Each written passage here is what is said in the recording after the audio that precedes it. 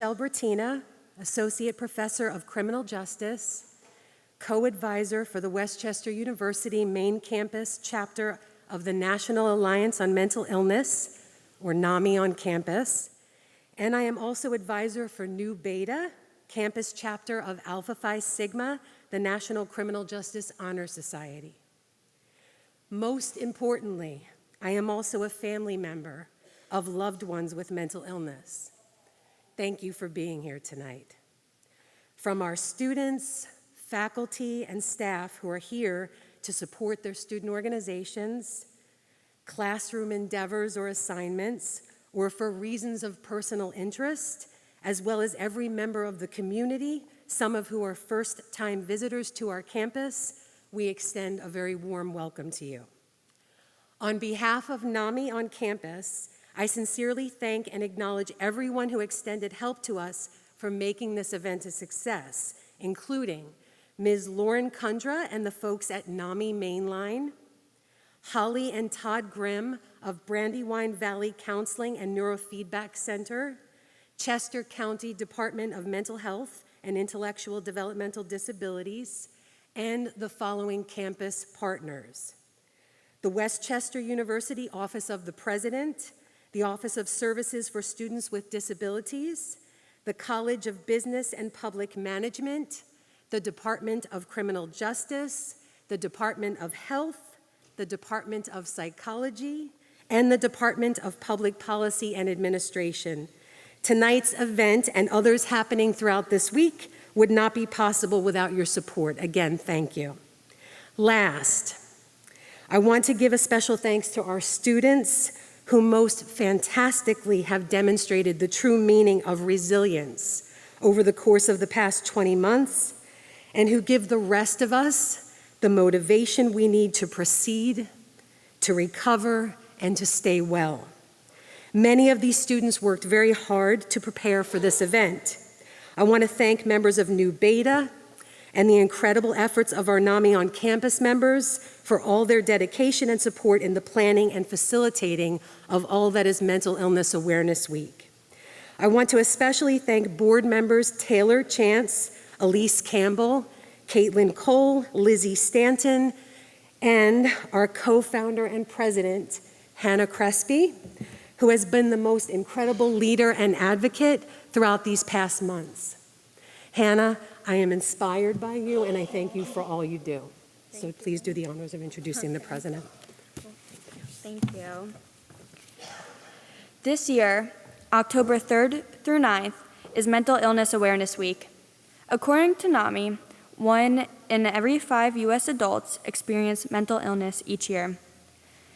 1 in 20 U.S. adults experience serious mental illness each year. And 1 in 6 U.S. youths aged 6 through 17 experience a mental health disorder each year. Tonight's event and other events on campus this week serve to raise awareness and to show support and advocacy for the campus and surrounding communities in our commitment to stop the stigma about mental illness and encourage advocating for better care for people with serious mental illness. Now more than ever, we need to provide mental health support and resources. Think of all that we can accomplish if we come together as one unified voice. I would like to remind the audience that as indicated in the program, there will be a brief Q&A segment tonight at the end of the presentation, facilitated by Dr. Judith Bijou-Least of the Department of Counseling and Psychological Services. Lastly, without taking any more of your time, I am honored to introduce Westchester University's president, Dr. Christopher Fiorentino, who will provide an official welcome and introduce our keynote speaker. Thank you.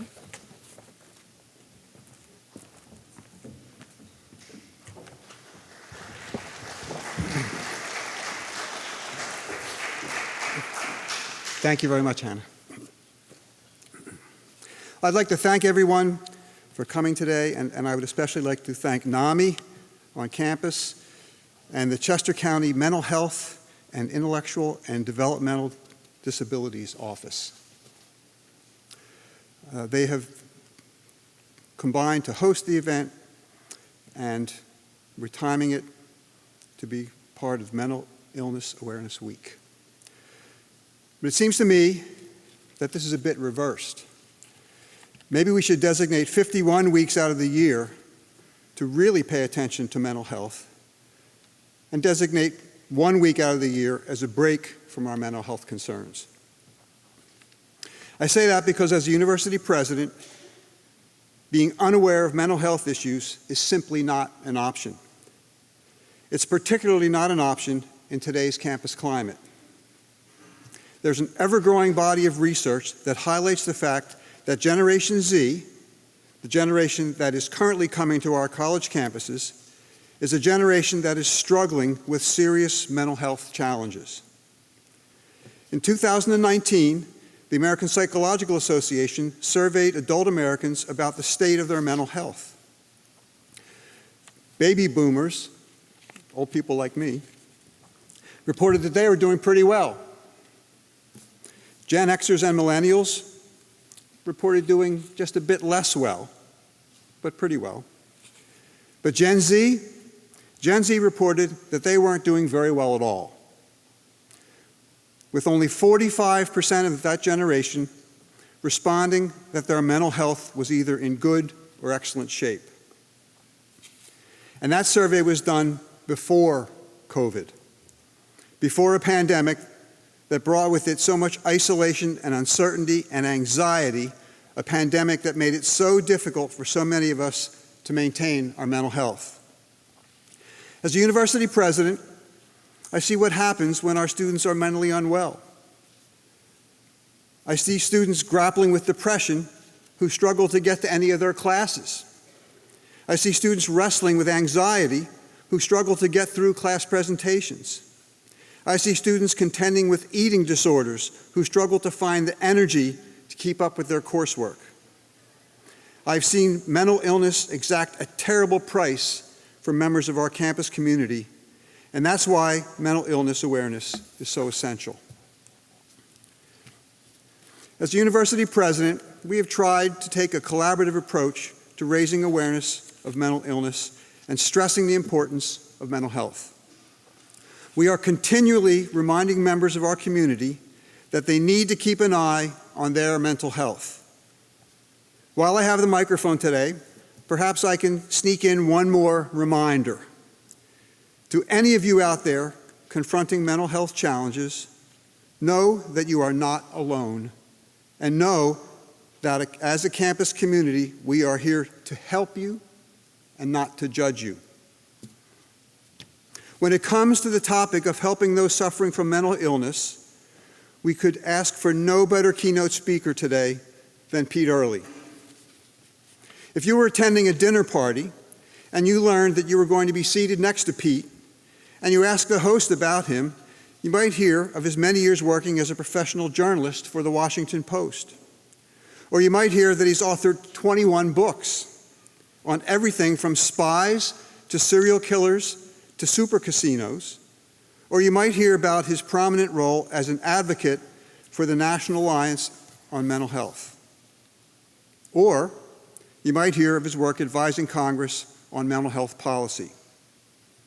In learning all of this, you'd also most likely be impressed and intrigued and maybe even a little bit intimidated.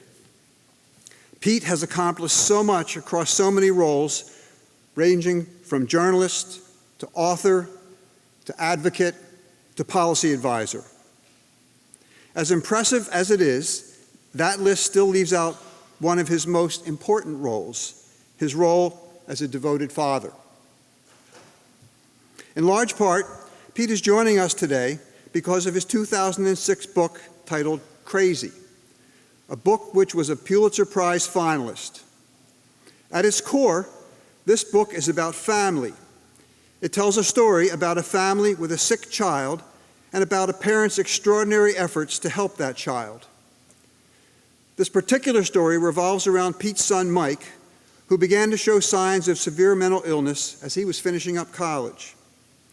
The story is about Pete's struggle to get help for Mike in a world that doesn't seem very forthcoming with that help.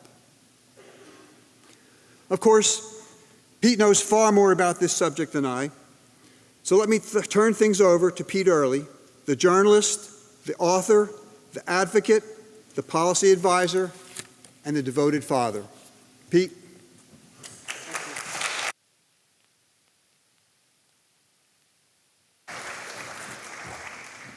Wow, thank you so much for that kind introduction. You know, it's rare that a president of a university attends an event like this.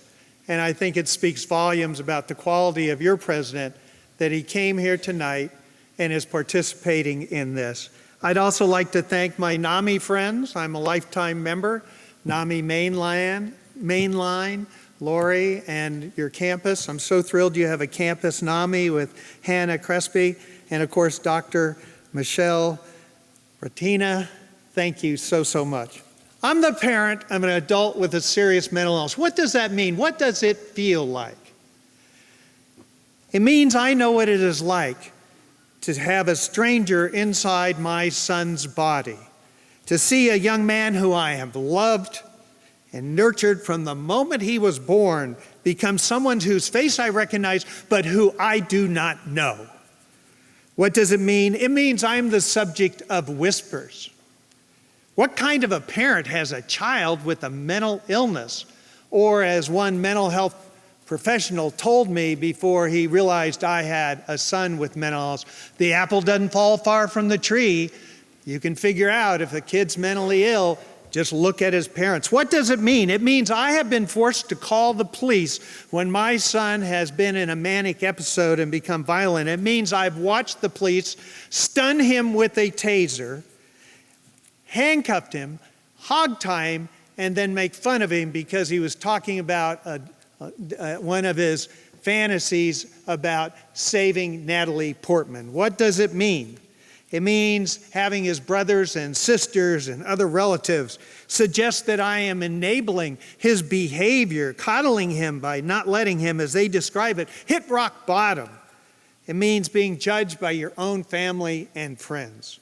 What does it mean to be the adult parent of an adult son with a mental illness? It means spending countless hours trying to convince your son that he's sick. And in my son's case, medication helps. Getting him to take medication and spending months getting just the right cocktail that helps him, and then having an insurance carrier say, oh, we're not going to pay for that, or even worse, having a psychiatrist say, well, you can take that, but they're all a bunch of placebos. What does it mean? It means having your heart broken as you hold your sobbing son in your arms like a baby, listening to him talk about how he wants to be normal just like everyone else. When everyone else is saying they don't think he's normal, they don't want to rent him an apartment, no one wants to hire him even though he has a college education, or date him, or even be his friend. I know those feelings, every one of them, because they've happened with my son and me. My first hint that something was wrong, and I call him Mike in the book, I did that because that's his middle name, and I couldn't bear to write. I was so emotionally upset I couldn't write his first name, but now I use it, Kevin. I first realized something was wrong when Kevin called me. We talked every Sunday. He was going to the Pratt Institute in New York. I live in the Washington, D.C. area, and we talked on Sundays. In this call, he said, Dad, I can't eat anymore. Food doesn't taste good. And I said, what? And he hung up. And then I called him back, and he said, Dad, I think I took 4 or 5 homeless people to breakfast this morning, but I'm not sure. And he hung up, and I called him back, and he said, Dad, I'm having trouble. Is this a dream? Or am I really talking to you? Well, I raced to New York. And while I was driving the 4 hours up there, my wife, Patty, managed to find a psychiatrist who was willing to see us. And we went to see him, and Kevin went with me, and we went in there. And the doctor met me 5 minutes after he talked to Kevin. He said, if you're lucky, your son is using drugs. If not, he has a mental illness. Well, he spent the next 10 minutes talking to Kevin, and then he looked at me and he said, well, you need to deal with a new reality. Your son is not using drugs. He has bipolar disorder. And I'm not the kind of doctor who's going to sugarcoat this. Your son has a disease that has no cure. He will be required to take medications the rest of his life. He will gain 40 or 50 pounds, possibly becoming obese and diabetic. Chances are he'll never hold a full-time job. Marriage, forget it. Family, that's not a good idea. Don't count on any of that. There's a high probability he'll be arrested, a good chance he'll self-medicate with drugs and alcohol, and oh yeah, people with mental illnesses, they die 15 to 20 years before the rest of us. Well, you can imagine, I walked out of that office and I was just dumbfounded. And Kevin turned to me, he says, "Dad, that guy's crazy." But the guy wrote us a prescription and away we went. Now let's talk for a moment about that first encounter. Kevin went to see that doctor willingly. He knew something was wrong. He wanted to get help, but help is not what he got. Instead, he got this dire diagnosis. My wife was diagnosed with kidney cancer. What did we do? We raced out. We read everything we could about kidney cancer, and we said, we're going to beat this. Well, Kevin did the same thing. He refused to believe he was ill. He was not going to be one of those crazy people on the street.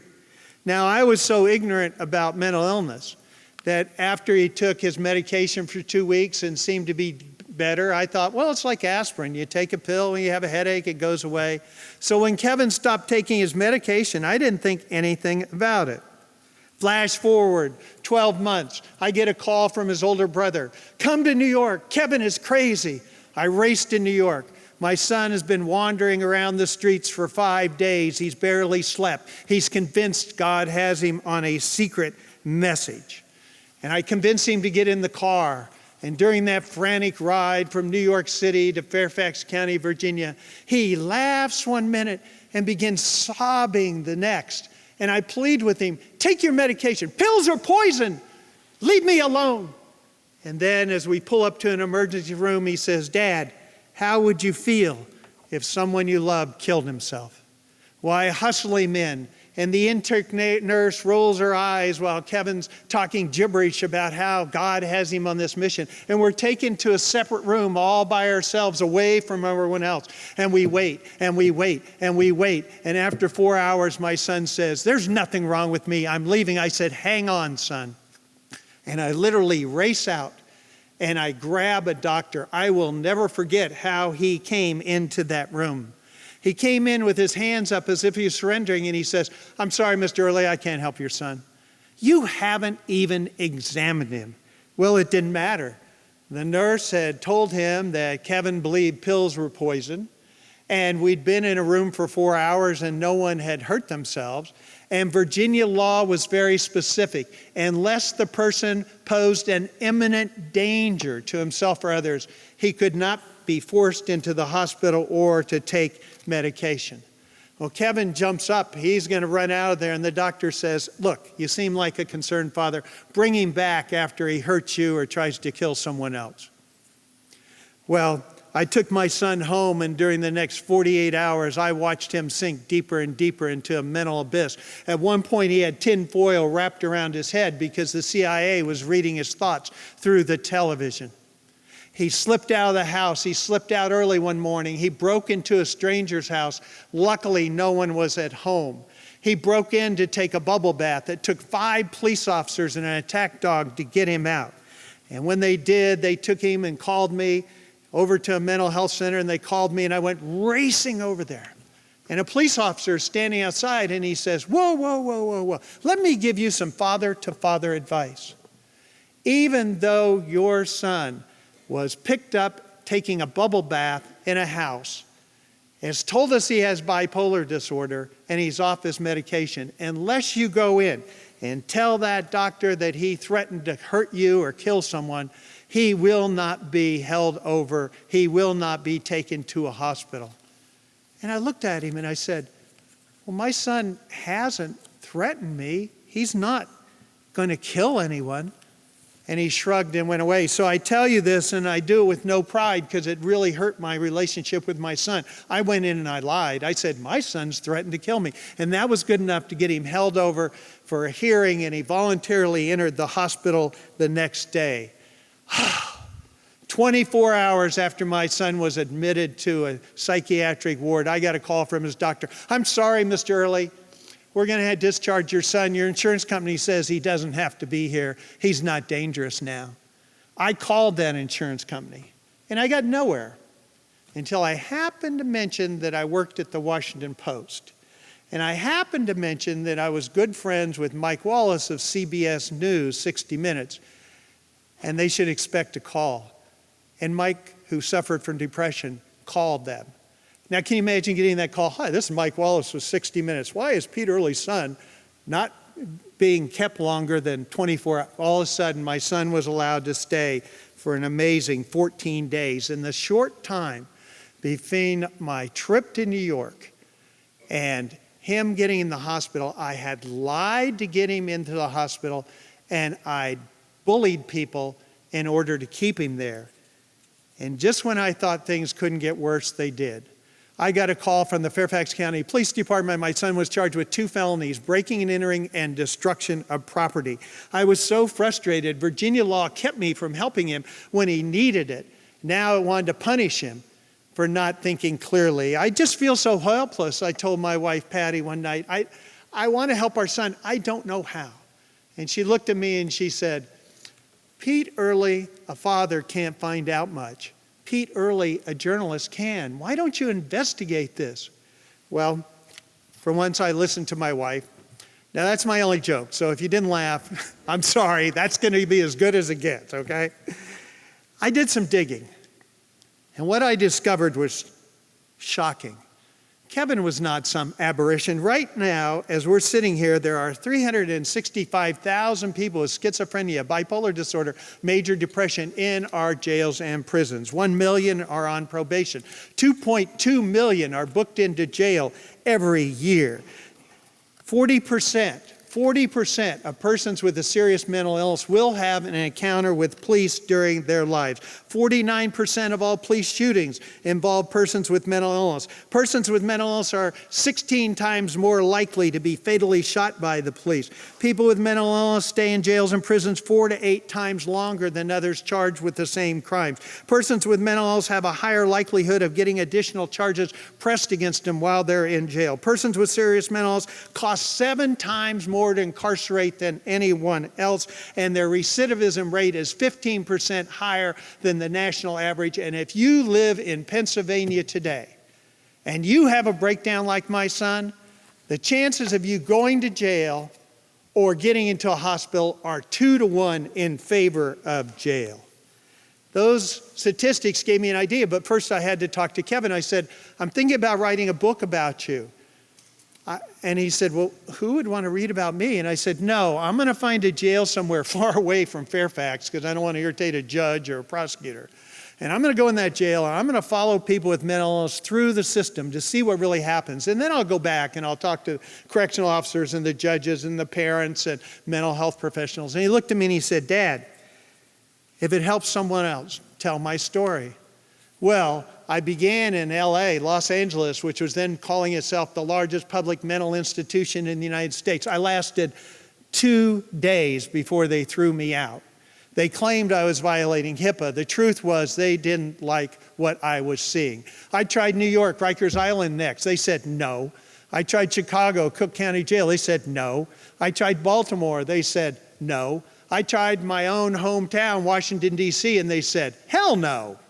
And I ended up going to Florida because of a judge down there who said, I want you to see what's going on in our jail in Miami-Dade. Let me take you there for a minute. The suicide wing, the most secure spot, has 19 cells. It's a U-shaped cell block. All the cells have plexiglass fronts. The officers walk up and down between them. And when I looked into those cells, I saw terrified, confused men completely naked in cells that had nothing else in them. Cells built for 2 men held 4 and 5 people. It was an old jail, and often the water system broke down. So you had people on medication who was thirsty, literally drinking from the toilet.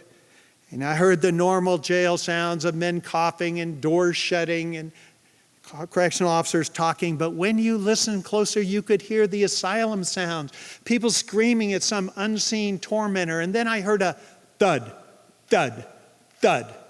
Then faster, thud, thud, thud. Then louder, thud, thud, thud. It was one of the prisoners banging his forehead against the plexiglass front. "I ain't crazy," he screamed. "Well, then stop acting like you are," an unconcerned officer called back. They had a name for this floor. It was called the forgotten floor. And I thought, oh, that's because they're talking about the prisoners who are kept there. No, they were also talking about the officers. Not one of them had ever had any training to deal with someone with a mental illness. And during the 10 months I was there, I got to know them, and every one of them admitted to me they were a problem employee. Their boss wanted to get rid of them, so he stuck them down with what was the worst job in the jail. My tour guide was Dr. Joseph Portier, a fabulous psychiatrist. He said to me, "A lot of people think you'll get help if you go to jail. We don't help anyone here. We're a jail. We're not a hospital." I went with Dr. Portier on his morning rounds. There were 92 inmates on the 9th floor. It took us 19 minutes. We spent an average of 12 seconds talking to each prisoner. "But Pete, these people are locked up. They're criminals." "Oh, are they?" Let's talk about Alice Ann Collier, who had chronic schizophrenia, has been homeless for more than a decade.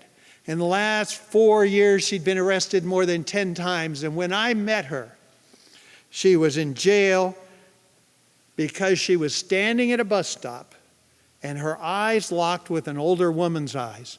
And Alice Ann screamed, "Stop stealing my thoughts!" And she raced over and she shoved the old woman. Not hard enough to knock her over, but she shoved her and ran away. And well-meaning witnesses said, "Oh, get her locked up. Get her picked up by the police. Then she'll get help." Well, help is not what happened to Alice Ann Collier. Florida takes crimes against anyone over age 65 very seriously. In fact, a prosecutor can charge you at a felony. Because Alice Ann Collier had shoved 2 other people at bus stops, she was charged under the 3 strikes law, which meant she faced a mandatory, non-negotiable 5 years in prison. When she was taken before the judge, he looked down and he went, "Wait a minute, this person's not competent. And in our country, you have to understand the court system in order to be put on trial. I'm sending you to the state hospital in Chattahoochee to be made competent." Off she went. Competent doesn't mean treated. Here's what happened every day to Alice Ann Collier. She was taken in a room and she was shown 3 chairs. One chair had the word judge on it, one defense attorney, one prosecutor. And when Alice Ann Collier could tell her keepers who sat in which chair, she was deemed competent enough to be put on trial and sent back to the jail. Of course, she wasn't. She was still psychotic, and she appeared before the judge, and he said, "What is wrong? You go back to Chattahoochee and get made competent."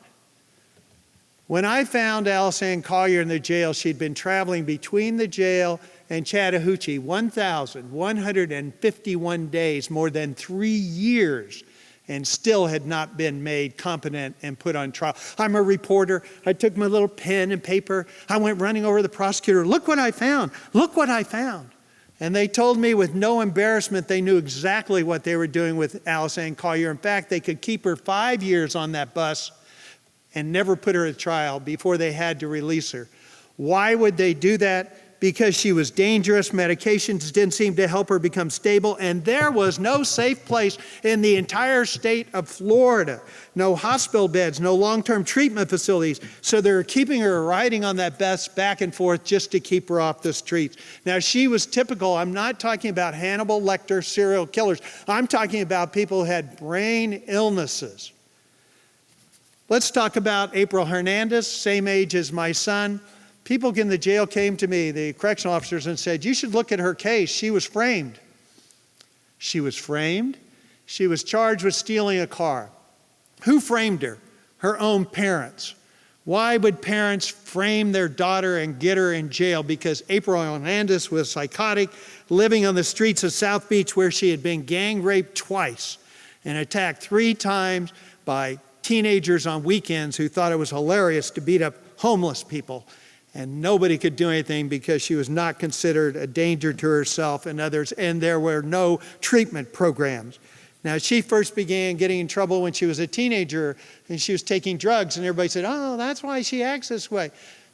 It was only after she was correctly diagnosed as having a drug and mental illness problem that they understood she had co-occurring disorders. And we know that 40% of people with serious mental illness have co-occurring drug and alcohol problems, and 70% of those in jail have co-occurring problems.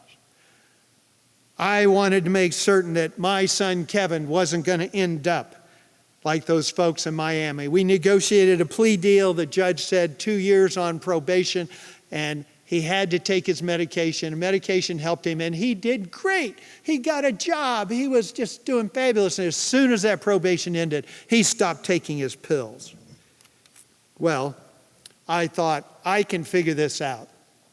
So first I tried logic. I took a legal pad and I wrote, when you're well, when you're not. And I said, oh, look, Kevin, when you're well, you're on medication. When you're not, you're not. Well, you can't argue logic to an illogical brain. Then I thought, I'll try bribery. I said to Kevin, I will pay you $50 a week if you take your pills in front of me. And he looked at me and he said, Dad, I'm not a prostitute. Then I tried duplicity. I ground up his medication, I put it in his cereal, and had it waiting when he came out. And I made an amazing discovery. Depakote, one of his pills with a hard pink coat, floats. Well, he was furious, as he should have been. He accused me of poisoning him, and then I lost my temper and I said, the golden rule. I have the gold, I rule. You want to live in this house, you take your medication. And he told me some words I can't repeat here and demanded to go to my ex-wife's house. I was no match for his mental illness, so I thought, I'm going to call the professionals. 2 weeks later, my ex-wife called me, locked in the bathroom. Kevin's violent. Oh, come do something, come do something. I said, hold on. I called Fairfax County Mobile Crisis Response. And I said, please come. My son's not taking his medication, and my wife is afraid. Ex-wife is afraid. And they said, we have 1.5 million people in Fairfax County. We have one mobile response team. Has your son hurt anyone? I said, no. Then we can't come. Call us when he hurts someone. Well, the night I didn't have to lie, the night my son became violent, I called that same dispatcher and I said, please come. My son is violent. And he said, wait a minute, is he violent? And I said, yes, he's violent.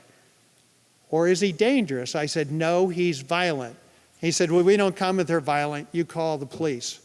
So the police came, and they shot my son twice with a taser and took him away. How could this be happening? We were caught in a downward spiral. Kevin would take his medication, become convinced he didn't need it, go off, and end up getting in trouble. The last time he was sick was Thanksgiving Day. He knew I could tell he was off his medication. So he bolted out of the house, jumped in his car, and he took off. And I called and I called and I called. Finally he answered. I said, where are you going? He said, I'm going to heaven, Dad. That wasn't reassuring. He ran out of gas 4 hours later in North Carolina, and he called me. And I said, I'll come. No, don't come, Dad. We'll go to a gas station, and I'll give you a credit card, get some gas. No, Dad, no, you don't understand. I said, what don't I understand? The voices are telling me if I step out of this car, I will die. Now we all know that's ridiculous. But if your head, your mind was telling you right now, if you walked out of this auditorium, you would die, gosh, we'd all get to know each other really, really well. So I did something no father should do. I arranged for him to get gas, and he drove psychotic up 95, went off the road twice, luckily wasn't stopped, didn't hit anyone, and he came home. I said, look, I'm tired of fighting with you. By this time, I'd talked to Dr. Tom Insel, who is the head of the National Institutes of Mental Health. He said, the trick is you got to get involved, get the person who's sick involved in their own care. What you want to do is be able to join that person in the world that they are in. At the same time, you help identify the healthy part of their function so you can say to them, what is it you're trying to accomplish? How can we work together? Become their partner rather than their parent. So I said to Kevin, look, I'm tired of fighting. What do you want to do? And he said, I know something's wrong. I want to go into a safe house we have in Fairfax. I just want to think this through. So I took him to a safe house. They let him in. Well, what happened? In the middle of the night, he got up and he took off all his clothes. Why? Because when you take off your clothes, you're invisible. And he went walking outside. But listen to what happened to my son this time. This time, a crisis intervention team trained officer who was taught to recognize mental illness drove up to him and said, hey, it isn't safe walking around naked out here. Why don't you let me take you to the hospital? And my son said, don't handcuff me. I'm not a criminal. That's when I ran last time and got tasered. He said, no problem. Get in the back of my squad car and just sit down. So my son got in the car, and then he said, what kind of music do you like? And my son said, I like rap music. And that officer turned to a rap station and talked to him as they drove to the hospital. And then when they got there, he treated my son with respect. And I can tell you, even when you're psychotic, you know if someone's treating you with respect. And they got to the hospital. The officer didn't leave him. He said, I'm going to stick with you, make sure you're taken care of.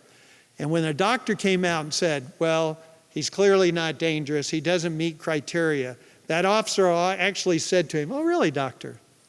Dr. Smith, is it? I'm going to drive him over to your front lawn and turn him loose naked. All of a sudden, he was admitted. And then something really miraculous happened.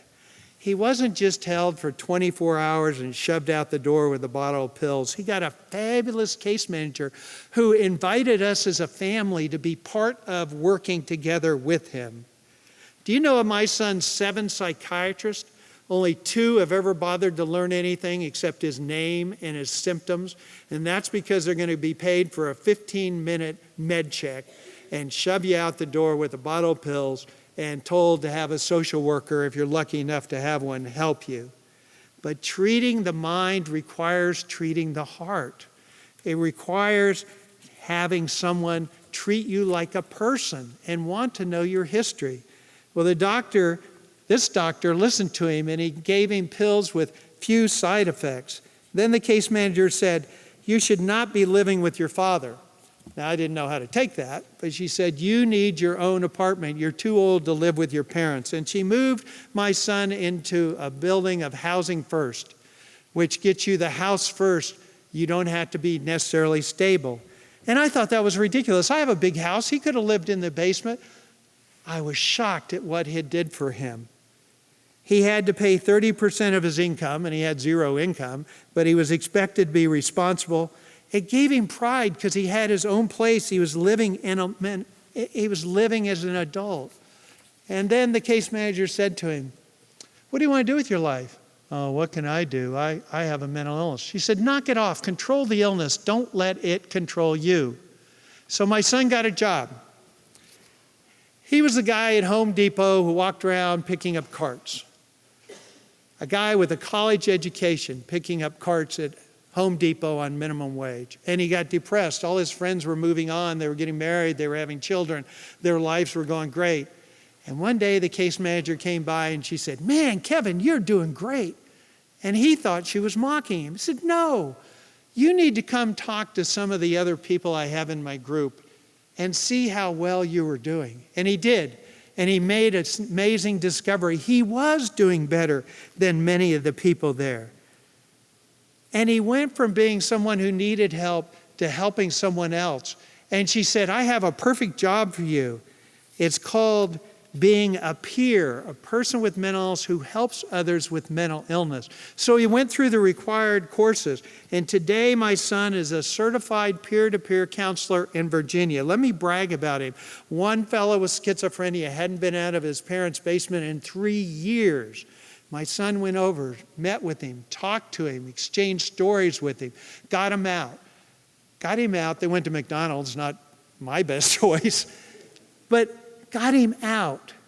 Now that's not a big deal unless that is your son.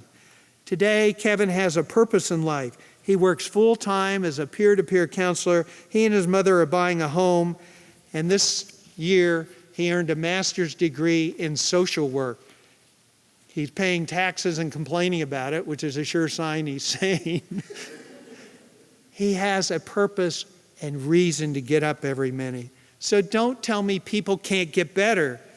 What were the steps? The first was acceptance. Kevin had to accept he was ill. Then he got the wraparound services he needed, affordable treatment, housing so he could live independently, a purpose in his life through work. And finally, he was told he could recover. It was expected of him. He didn't have to give up his life. He was given hope. That's right, hope. Writer Hal Linsby said a bit, man can live about 40 days without food, 3 days without water, 8 minutes without air, and 1 second without hope. People say to me, oh, I feel so sorry for people with mental illness. What do they want? That is a stupid question. They want what all of us want, a safe place to live, a purpose in life, and people who love them. How do I know that community access, support, and collaboration with law enforcement works? How do I know programs like the Stepping Up Initiative, which you're going to hear about tomorrow, how do I know it works? Because I've seen it with my own eyes in dozens of communities. The trick is for you to find a local champion to push these things through, access to decent community care. Let's return to Miami. Judge Leifman took my book. He took a TV station in to show the public what was happening. People are kind. They don't want people treated like animals. It took him 20 years, but he closed down that jail cell, closed down the 9th floor, and now he has a model system. He offers treatment and jail diversion and mental health courts to help people.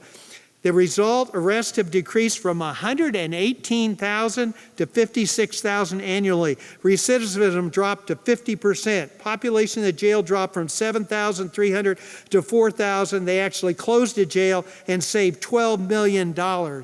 It's cheaper to treat than it is to lock someone up, which brings me to you. Ask yourself, who will demand that we stop locking up loved ones with serious mental illness when their only real crime is they got sick? Who will demand that people with serious mental illness be given opportunities and not stigmatized? Who will demand that our healthcare system treat broken minds the same way we treat broken bodies? Who will insist that we not only find better medications for treating symptoms of these cruel illnesses, but also finding treatments? Who will fight for the homeless, psychotic man who's on your streets? I walked by 2 today. The teen who's cutting herself. The college student hearing voices, suffering from anxiety. The woman standing on the edge of a bridge considering to jump. NAMI, Hannah Crespi, Dr. Bertina are committed to carrying on this fight. They care. And Margaret Mead said it best. Never doubt that a small group of thoughtful, committed citizens can change the world. Indeed, it's the only thing that ever has. I was raised in a deeply religious home in Oklahoma, and if you know anything about Oklahoma and what I just said, you know what I was dragged to church every Wednesday and twice on Sunday. My dad was a minister, and I got real good sitting there like this, listening to him talk, not hearing a word and not paying attention. But there was always one story that snapped me right to, and that's because it's about a woman having sex.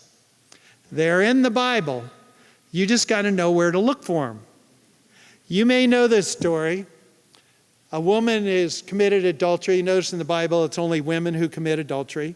They're dragged into the center of town. They're going to stone her. They're going to kill her because she's committed this awful sin. And if you're from the Protestant faith, the Christian faith, you read that the teacher lifts up a stone and says, "Let ye who's never sinned throw that first stone."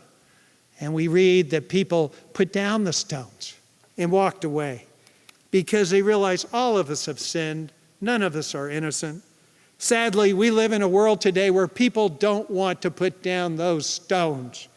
They want to condemn people who are different, people who don't fit in, people who have mental disorders or co-occurring drug and alcohol. They're afraid of them. They want to drive them away, lock them up, just get them off the streets. My friend Brian Stevenson talks about stone catchers, people who step between the angry mobs wanting to throw stones. And they catch those stones and protect those until those people are strong enough to join them. I am the parent of an adult son with a serious mental illness. What does that mean? It means seeing my son given not a second chance, but a third, a fourth, a fifth, sticking with him until he was strong enough to embrace his recovery. Being the parent of an adult son with a serious mental illness means learning firsthand how the human spirit and the human will can be so resilient. I'm the parent of a son with a serious mental illness, and my son now has a purpose in his life, and he has given me a purpose in mine. I am a fortunate father. I'm proud of the man Kevin has become, and I want other persons to have the same services and opportunities he's received, regardless of whether they worked at the Washington Post or know Mike Wallace. That's what I want, and that's what you can help me achieve. Get involved. Make a difference, and have hope. Thank you very much. Now, I've been told we have some time for questions, but I want to warn you, I am from Washington, D.C. I've been there since 1978, so I'm really good at listening to questions and talking a lot and not answering them. But we'll try our best. So please, if you have a question, please ask, and I'll do my best.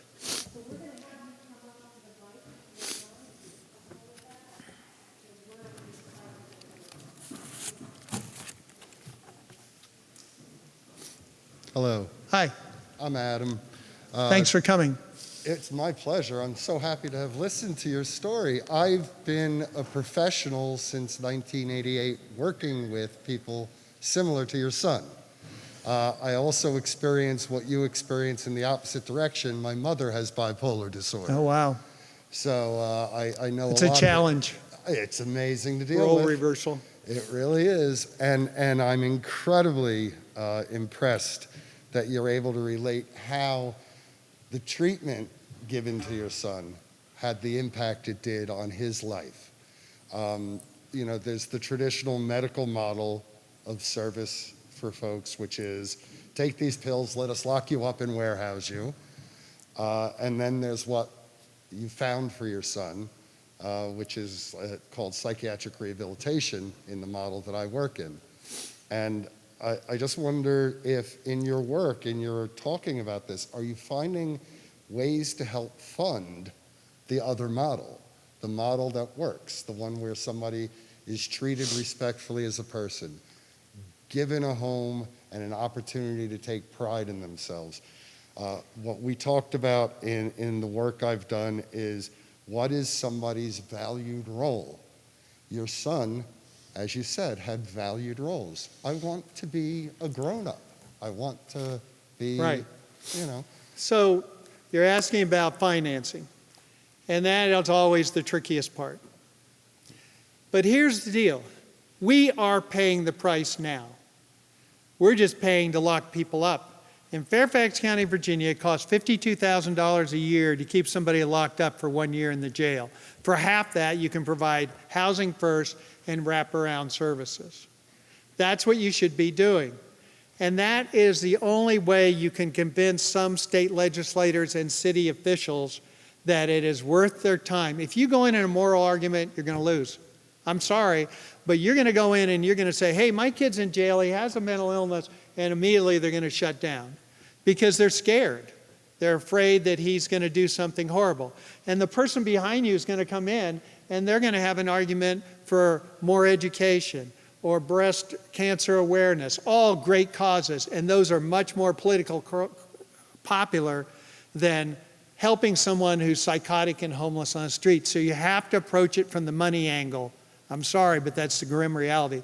The second thing you have to do is you have to find someone who's an elected official or someone in your community who's had a family member or someone close relative or friend who's had a serious, they'll get it. They will understand. And then you have to create the services to provide people the kind of help they need. For some people, medication alone may be enough. And for some, it's not. You need wraparound services. You need alternatives. The point is you meet the person where they are and you recognize their life is valuable and they deserve the best care. That's the way to do it. The struggle as a parent is, and we went through 6 years, 5 hospitalizations with Kevin, is trying to convince someone who doesn't think he's sick that he needs help. That's the most heartbreaking. And with my son, what finally happened is he woke up hospitalized and he looked around and he said, obviously there's something wrong. My life is a constant being disrupted. And he made that decision. And that's what's most frustrating to parents. I talk to a lot of parents whose kids are homeless on the streets for years and years and years. Not everybody gets there. And that's why we have to look at how we can reach those people and help them help themselves. So thank you very much. And good luck to you. Thank you for the inspiration of Thank you. Yes, sir. Thank you very much for coming, first of all. I wanted to ask, as like a young person in university, it's kind of hard, like I'm very passionate about this issue, but it's kind of hard to think how we can make a difference, like as a young person who maybe doesn't have the connections to, or know who to talk to. So I wanted to ask, what would your advice be to us as young people on how we can make a difference? Well, I think the biggest difference you make is you're right in the center of when most people develop their mental illness, as your president said. So it's to fight that stigma.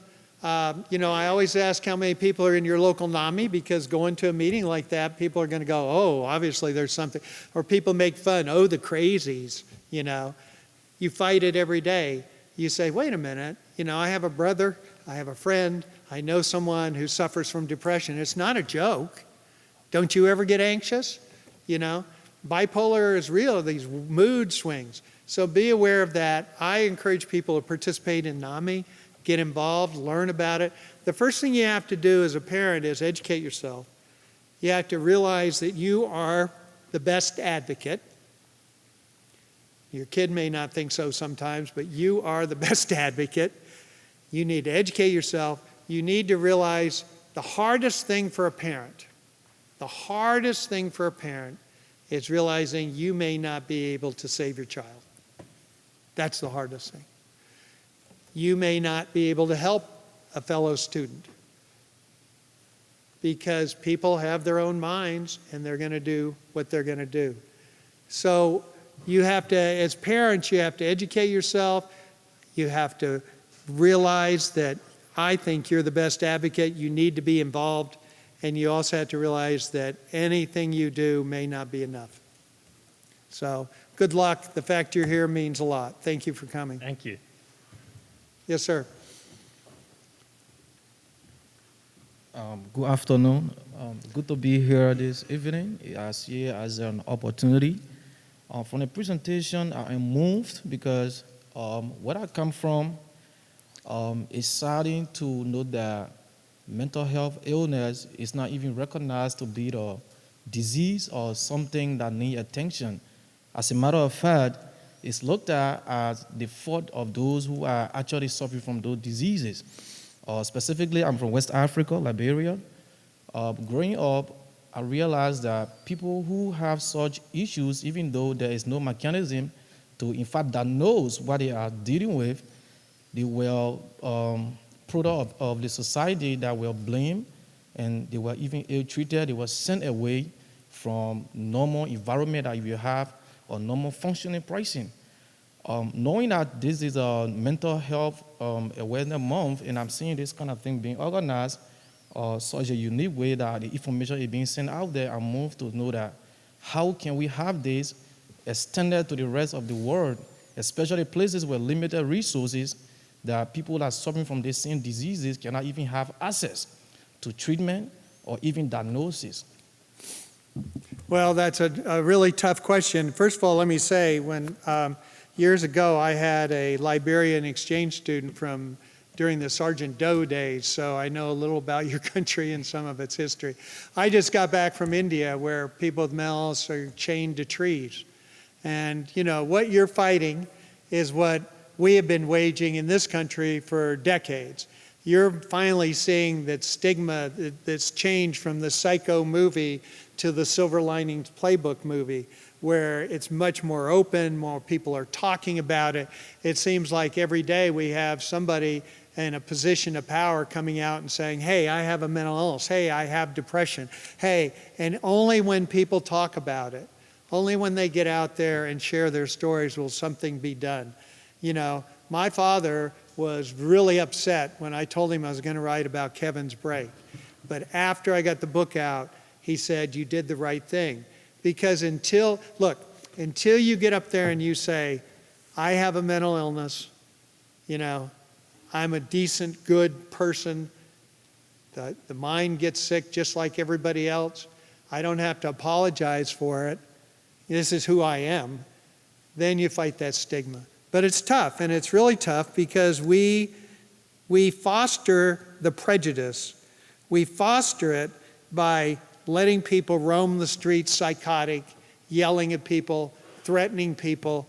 And so the image of someone with mental illness is not Kevin Earley, who's doing well. It's not this man who just spoke to us about doing well.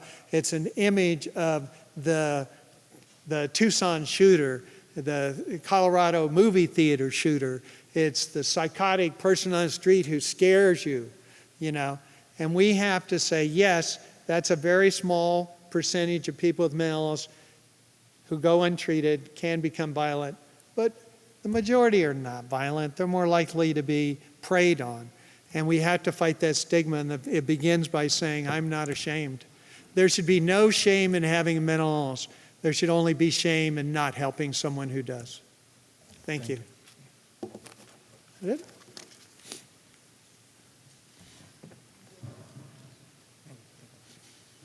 Hello, Mr. Earley. My Hi. name's Raymond. Hi. I am a certified peer specialist. Oh, great. I have been one for the last 20 years. Wow, you did it early on. And just want to say hi to your son. It's very important for me to go to these things, attend groups for myself. Have worked at a Housing First program. And what I have to say about Housing First is that it works if the funding is there and if people don't mess with the model. Yeah, we've had a problem in the last 5 years because there's been a feeling that you're giving crutches to people who don't deserve it, that somehow you're enabling people who don't deserve Housing First. And so in the last 5 years, it's been knocked aside, and hopefully that's going to change with the new administration, or not new, Biden administration, et cetera. I was part of a panel response to, there was a Frontline, a big documentary called The Right to Fail. Right. In New York.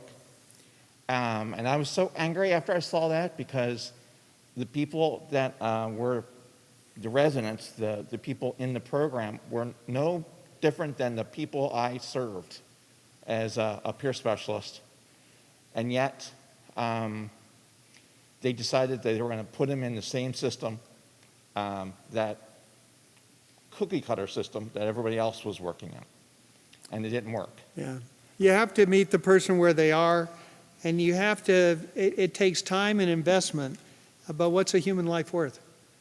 So the last thing I'd like to say that I have been active in the last 7 years is 2 nights a week I'm on call for a peer warm line in Delaware County. We have a warm line that's available for people to call, to talk, no cost. People can be anonymous. it's part of the funding of mobile crisis, but for some reason I haven't quite figured out, the system doesn't want to advertise it. Oh. So, Well, let me possibly end on this. Right now, the big thing in the federal level is 988. And next year, what used to be the suicide hotline will become the mental crisis hotline. 988, you dial it. The system is supposed to work like this. Now, this is what is on paper. You call up 988 and you get a trained person who says, okay, you need an appointment, but we can get you in to see a doctor. Here's the doctor's name. We'll get you in 2 days, or we'll make an appointment for you. Oh, you need a mobile crisis response team to come pick you up and evaluate you. Oh, you may need the police coming here. And then they triage you and get you into the appropriate services. That is the ideal system. That's the system that you completely miss the jail. You have a drop-off center, a wellness center where you can go meet with peers. You're not locked up.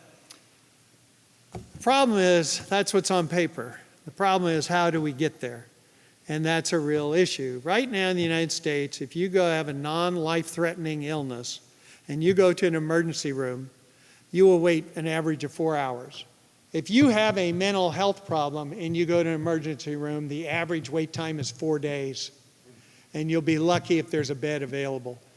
Right now in Virginia, our state hospitals have closed the doors because they cannot accept as many people as need hospital beds. That's part of the problem. So getting the ideal matched with the reality. In Iowa, you have one psychiatrist for, you have to drive 4 hours to see one. That's why we have to do telemedicine, and I can go on and on and on, but sure, absolutely. So yeah, I just have a quick question. So Sure. you ended with telling us to get involved, but Right. what would be the first step for people that have no connections, want to get involved but don't know where to start? Contact NAMI, Okay. contact Mental Health America. NAMI, NAMIs are local chapters. I understand NAMI Mainline is a very good organization here. It really helped me. I joined. I'm a lifetime member because I needed other parents' support. And they guided me. They said, "That's not going to work, Pete." So get involved there. Now, NAMI, National Alliance on Mental Illness, the largest mental health grassroots organization in America, has chapters in every state, and it also has tremendous lobbying power and lots of money. So that's the best way to get. If you are more interested in the law, and you're upset about the dangerous criteria. And by the way, I messed up my story but when I called the mobile crisis, they said he had to be dangerous, and then I called and said he was violent. Anyway, I messed it up. You got the point. You can call it's called the Treatment Advocacy Center. And the Treatment Advocacy Center is trying to change away from dangerousness. The Treatment Advocacy Center is opposed in Pennsylvania. This is a real hot issue. It's called assisted outpatient treatment, where you can be taken before a judge if you have a history of violence or a history of hospitalizations and be told you have to follow these medications or whatever. And it's also advocating for an end of what's called the IMD exclusion. We were so terrified with state hospitals that we passed a law that said you can't have any larger facility than 16 beds.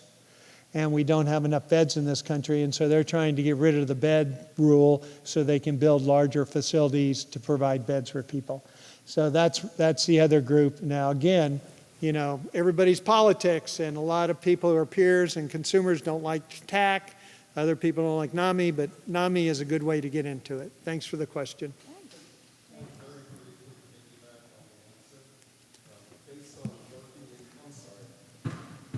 If I could piggyback on your answer, because I've worked in the field here in Pennsylvania and Delaware, one way, folks, if you have an interest in being active, Pennsylvania, out of all of the states in the United States, has the most psychiatric rehabilitation clubhouses. Right. There are approximately 21 or 22 of them. Chester County has one, Delaware County has one, Philadelphia has, I think, 2 or 3, these are wonderful opportunities that you can take the time to volunteer your time. These kind of programs do what Yeah. Pete said they did for his son, which is they treat people Yeah. with respect. They're vocationally oriented, where the members of the clubhouse help each other and the volunteers of the staff help them to be productive and to have that valued role in life.